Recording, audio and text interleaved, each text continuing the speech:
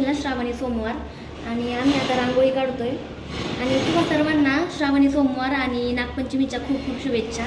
Guys ही रांगोळी काढली होती आम्ही थोडी साधी सिंपल, कारण जास्त कलर अवेलेबल नव्हते आमच्याकडं, म्हणून थोडं ऍडजस्ट करावं लागलं. मग आम्ही पोळ्यांची तयारी करायला घेतली. डाळ स्वच्छ धुवून शिजवून घेतली. ताईंनी पुरण वाटलं आणि मी पोळ्यांसाठी पीठ मळलं. पीठ मळून झाल्यावर मग मी सार केला. सार म्हणजे कटाची आमटी बोलतात काही लोक. आम्ही आता चाललोय मंदिरात महादेवाच्या पाया पडायला. श्रावण सोमवार आहे ना त्याच्यामुळे. हे आमची दाजी.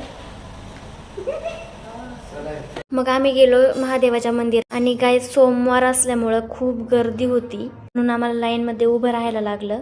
दर्शन करून मग आम्ही घरी आलो. मग मी पोळ्या करायला घेतल्या. तोपर्यंत ताईंनी भात केला. आम्ही सगळी तयारी करूनच गेलो होतो दर्शन करायला. फक्त पोळ्या आणि भजीच करायचे राहिले होते, कारण ते गरम गरमच खायला चांगलं लागतं. आणि गाईज मला पोळ्या खायला नाही आवडत, पण करायला आवडतात. बघू शकता किती मस्त जमल्या ते पोळ्या आणि फुगत पण एवढ्या छान होत्या ना, बघूनच खूप आनंद होत होता.